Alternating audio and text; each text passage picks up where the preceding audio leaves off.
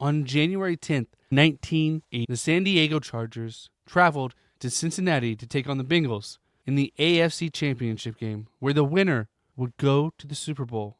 But the Bengals would not be the biggest challenge that day, nor the Chargers, as the biggest challenge was the weather, with temperatures of -9 degrees and wind chill coming close to -50. The elements took over in this game and changed what could have happened and really decided the outcome, as whoever adapted better would get the chance for the Super Bowl. This game would go on to be known as the Freezer Bowl, as one of the coldest games in NFL history. Bundle up as we dive into this very cold and frigid NFL game known as the Freezer Bowl today on Daily Sports History.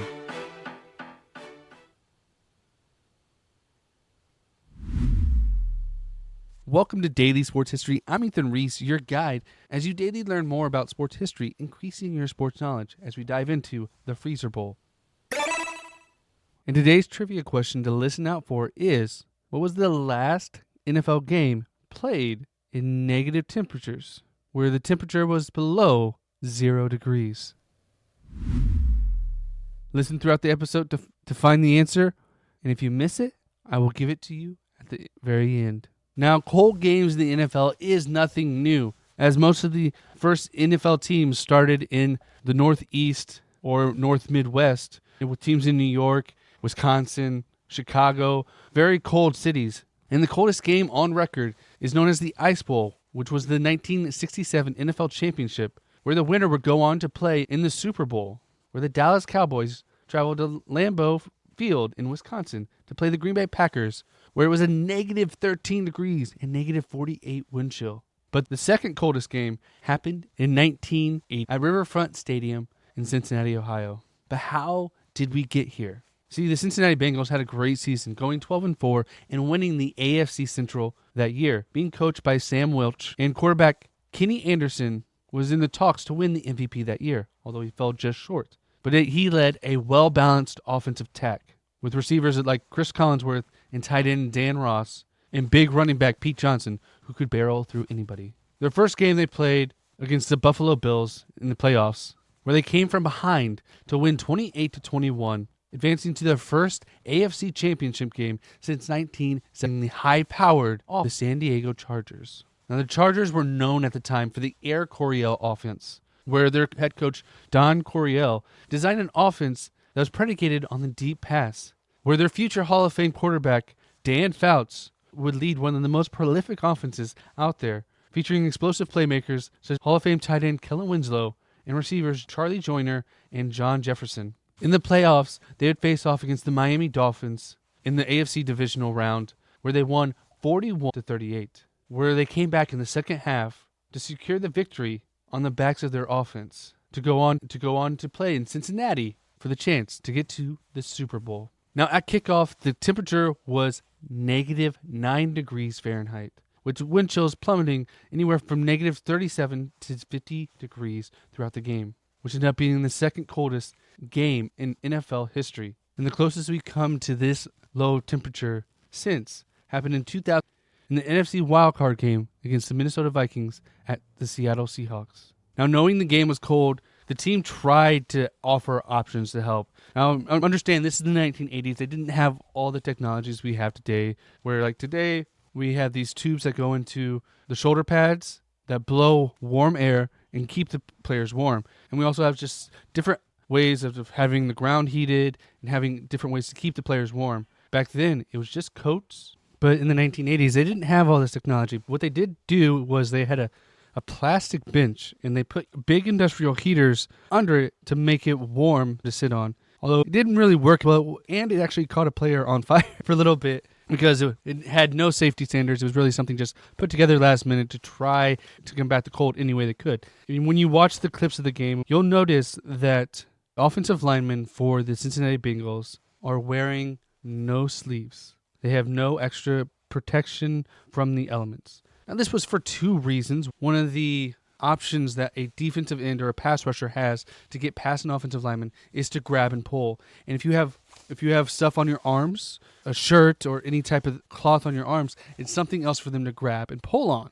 And so that's why they didn't do it. And it also psychologically messed with this team from Southern California that's not used to this cold. Frankly, no one is used to this cold. Coming out, they're all bundled up as much as possible.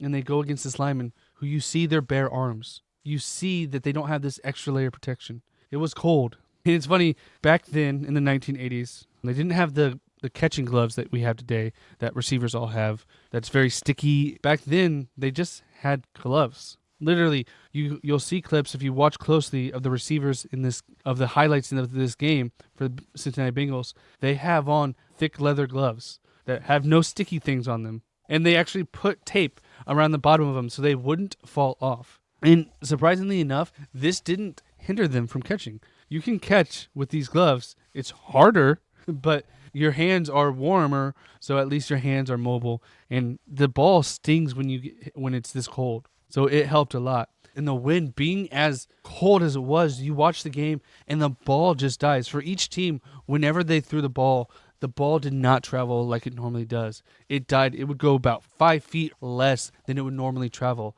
The wind would push it. The ball itself was cold and heavier, and so it was a harder thing to do. But Kenny Anderson came out and was throwing the ball like it was normal. And so the game starts, and it's a struggle. Each team's trying to pass the ball, and they're not having a lot of success. But running the ball, there is some success. And the Bengals were able to get close to kick a 31-yard field goal with Jim Breach, who was a 5'6" kicker who had a size 5 foot.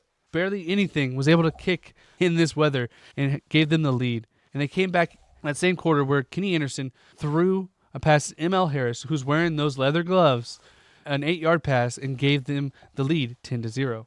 Though the offense of the Chargers was struggling, they still, as the game went on, developed some sort of rhythm and were able to get a good drive going in the second quarter where Dan Fouts connected on a 33-yard pass to Kellen Winslow to give them a touchdown to bring the game 7-10. That would be the last time they would score. The Bengals really focused on rushing the ball with Pete Johnson throughout the rest of the game. And he bowled his way in the second quarter for another touchdown to give them an even bigger lead going into half, 17-7.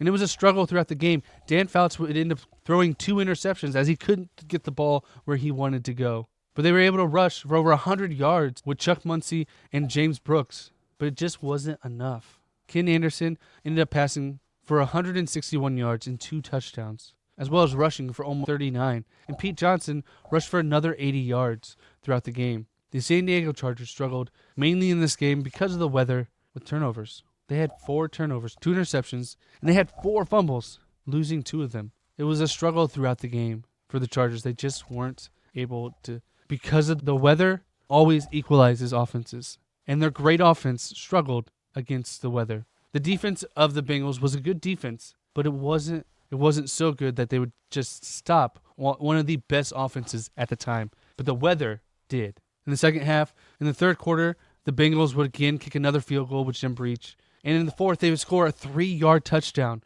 to Don Bass, giving them a 27-7 lead, which would be the final score of the game. The Bengals defense really stepped up with the help of the weather, producing turnovers and just not allowing the Chargers offense to get any consistency and making sure that the pass was not going to affect them. And it wasn't just an effect on the offense. The Chargers kicker, Rolf Pernitsky, missed field goals throughout. He struggled, as when he kicked the ball, it just died. It was not effective. Compared to Jim Breach, who was a small guy, but he knew how to kick in this struggling weather. And in winning this game, they punched their ticket to Super Bowl 16 versus the San Francisco 49ers, where, despite a valiant effort to make a comeback at the end, they lost 26-21.